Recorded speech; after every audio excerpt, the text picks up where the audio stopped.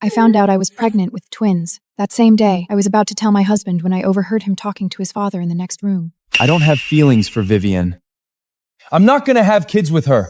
I only married her because you and Mom approved of her. I kept the pregnancy to myself. Then I handed him divorce papers and left the country alone. He assumed our arrangement had simply run its course. He didn't try to stop me. 4 years later, I came home to New York with the twins to visit my grandfather, who had fallen seriously ill. An old friend of Cassian's named Quinn spotted me the moment I arrived at the hospital. Cassian had spent 4 years trying to track me down. Quinn called him. Cassian was in the middle of a board meeting. Vivian is back in New York. She's visiting old Mr. Morgan. He ended it on the spot and left. Old Mr. Morgan. He gave the front desk my grandfather's name and found the room without any trouble. He knocked. A warm voice came from inside. Cassian's heart was pounding. "Come in." I thought it was a nurse. I wasn't expecting the man who walked through that door. My lips parted. How was he here? It had been 4 years. He looked exactly the same. Cassian smiled and walked in. Mr. Morgan, I heard you weren't feeling well. I came as soon as I could. He looked at Cassian warmly. Cassian, good of you to come. Sit down, sit down. There was only one sofa in the room. I was already sitting on one side. He turned his head and looked at me with an easy smile. Viv, it's been a while. I pressed my palm against my knee and managed a small smile. Yeah, it has. Cassian kept talking with my grandfather, but his eyes kept drifting back to me. My grandfather watched him carefully. After about 40 minutes, Cassian stood to leave. My grandfather looked at me. Viv, walk Castle down, would you? I didn't want to, but I walked out with him anyway. We moved down the corridor side by side. These past few years, have you been okay? Pretty good. You? He smiled. Same as always. That wasn't true. It took him a few months after the divorce to understand how much he loves me. By then, I was already gone. He'd spent every day thinking about me. I stood on the sidewalk with a polite smile as Cassian opened the car door. Thank you for coming to see my grandfather today. It means a lot. Don't mention it. If you ever need anything, call me, even just as a friend.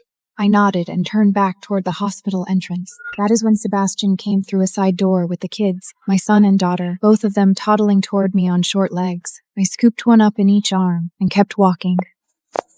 Cassian's car hadn't moved. He leaned forward, the window tint clearing, and saw a man, 2 small children, all 3 of them gravitating straight to me.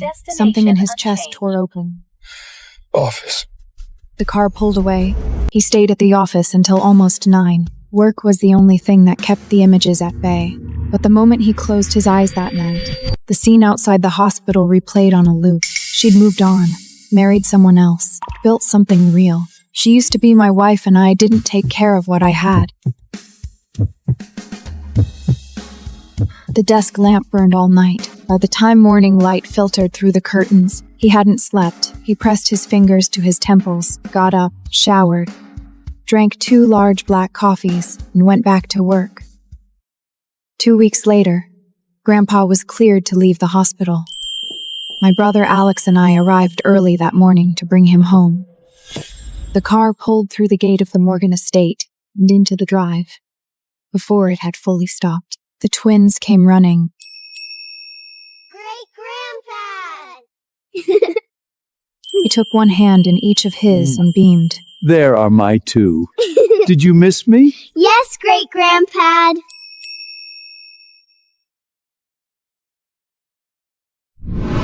The house had always been quiet, just the housekeeper and the staff.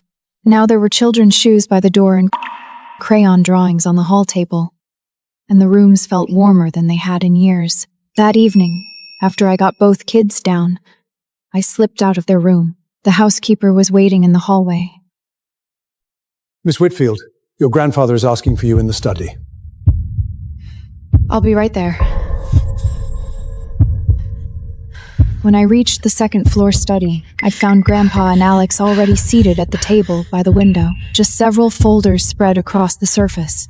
Vivian, what What happened? Henderson said you called me in a hurry. Well, looks like there was a misunderstanding. My dear, sit down. You look terrified. I greeted them both and settled into an empty chair. Alex, Vivian, I asked Henderson to bring you both up because I have something to say. Your mother was my only child. That makes you my only heirs. After this illness, I know I'm not what I was. You'll need to take responsibility for the family's business. Both of you. My chest tightened, watching him in the lamplight, silver-haired, a little thinner than before. Grandpa, I'm still at Helios Corp. Helios Corp was our father's company. Our father had built it from nothing.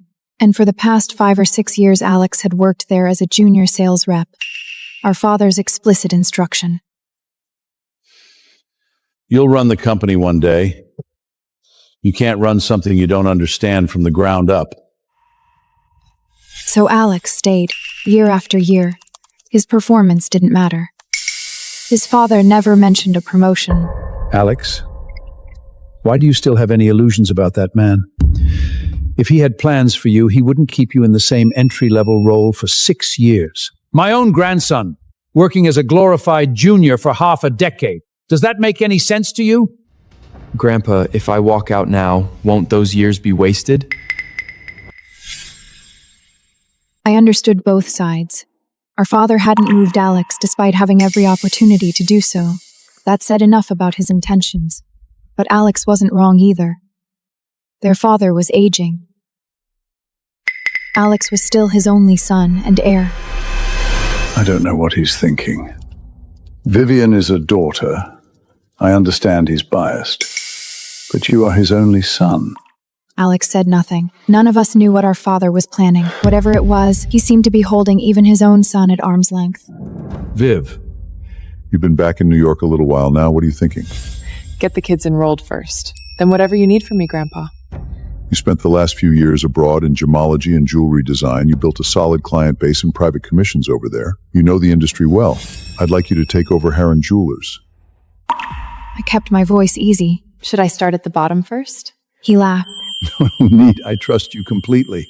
Even if you run the whole thing into the ground, consider it practice. Something warm moved through me. I'll give it everything I have. When we'd finished talking about me, Grandpa looked back at Alex. You're the Whitfield heir, but you're also mine.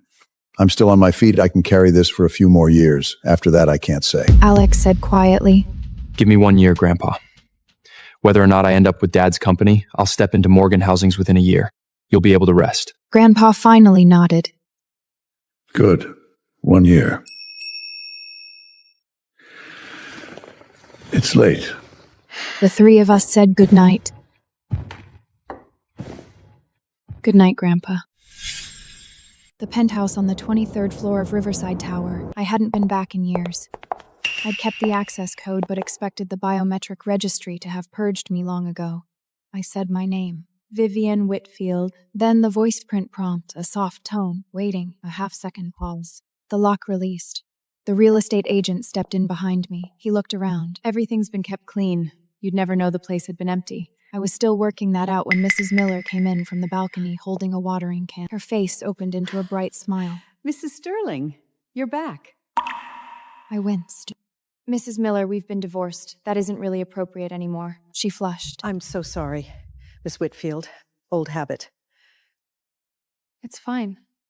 But why are you here? I settled your wages the day I moved out. Mr. Sterling hired me to keep the place, so it would be ready whenever you came back. Something complicated moved through me. Cassian had never paid attention to things like this when we were married. And now, years after the divorce, he'd quietly arranged it all. If I said I felt nothing for Cassian, that would be a lie. But I'd heard it from his own mouth. I don't have feelings for Vivian. I'm not gonna have kids with her. Whatever small thing had been growing in me back then, it died the moment those words did. The agent interrupted my thoughts. Miss Whitfield, is it all right if I take some photos?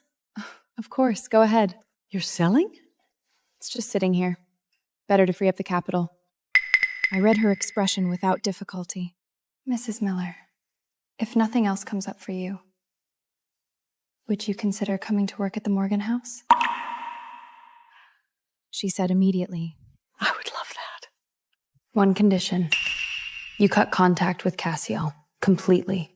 She tapped the slim band on her wrist without hesitation. and swept it away in front of me. The agent finished his photos. I left with Mrs. Miller.